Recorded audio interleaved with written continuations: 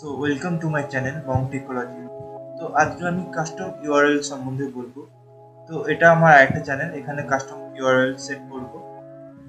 তো custom URL কি? তো প্রথমে ইউআরএল, তো এই পুরো যেটা আছে সেটা হচ্ছে ইউআরএল। এর মধ্যে একটা ইউনিকনেস আপনি দেখতে পাবেন, এটা। তো এটা আমি চেঞ্জ করব, কাস্টমাইজ করব। তো এটাকে বলছে কাস্টম ইউআরএল করা।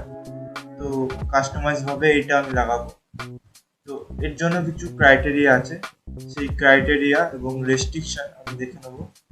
তো এখানে বলছে কাস্টম ইউআরএল এলিজিবিলিটি, তার মধ্যে পড়ছে হ্যাভ 100 অর মোর সাবস্ক্রাইবার্স। তো আপনার হতে হবে 100 বা তার বেশি সাবস্ক্রাইবার, যেটা আমার আছে।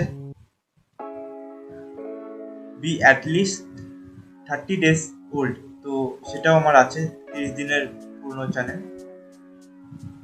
Have an uploaded photo as a channel icon, তো যেটা প্রোফাইল ফটো সেটাকে চ্যানেল আইকন বলে এইটা। তো এটা আপলোড করতে হবে। And have uploaded channel art, তো চ্যানেল ব্যানার, এই যে ব্যানারটা, এটাকে চ্যানেল ব্যানারও বলে, চ্যানেল আর্টও বলে, এটাও আপলোড করতে হবে। তবেই আপনি পারবেন যে কাস্টমভাবে ইউআরএল সেট করতে। এখানে অন্য কোনো নাম দিয়ে এখানে সেটা লিখুন। তো এখন বিষয়বস্তু হচ্ছে কাস্টমাইজ করবো কি করে ইউআরএল।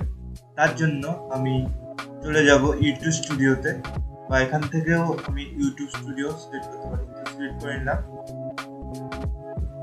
তারপর যাব সেটিংসে যাওয়ার পর যাব চ্যানেলে যাওয়ার পর অ্যাডভান্স সেটিংসে, তারপর যাব ম্যানেজ ইউটিউব অ্যাকাউন্ট। তো এখানে চলে এলাম, সব ইউটিউবারই এটা করে, তো এটা আমি করবো না। তো একটা স্টেপ আমি বলে দিচ্ছি। তো আমি এখান থেকে সিলেক্ট করেও সেটিংস, তো একবারে এখানে চলে এলাম। তো অত ঘুরে ফিরে যাবো। তো এখান থেকে সিলেক্ট করব চ্যানেল স্ট্যাটাস অ্যান্ড ফিচার্স। তারপর এখানে দেখাচ্ছে আমি এলিজিবল কাস্টম ইউআরএল এর জন্য। যদি আপনি এলিজিবল না হন, তাহলে আপনাকে এলিজিবিলিটি কি আছে সেটা দেখাবে। ক্লিক হেয়ার করে আপনি দেখে নেবেন। তো এখানে আমি সেটাই করেছিলাম, ক্লিক হেয়ার করে দেখে নিয়েছিলাম। তো নেবেলে মেরে দেবো। তারপর বলছি you are eligible for a custom URL. তো কাস্টম ইউআরএল এর জন্য আমি এলিজিবল। তো ক্লেম ইট হেয়ার, তো এখানে ক্লিক করে আমি ক্লেম করতে পারি। তো ক্লিক করে নেবো। তো এখানে এই দুটোর মধ্যে একটা সিলেক্ট করে নেবো।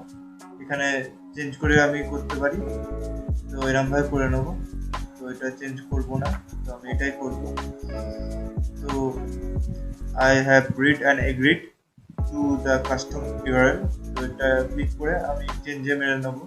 তো আমি এখন চেঞ্জ করতে চাই না, তো পরে আমি চেঞ্জ করে নেবো। সো আমি স্টেপটা দেখিয়ে দিলাম কিভাবে আপনি করবেন। So thank you for watching, bye by.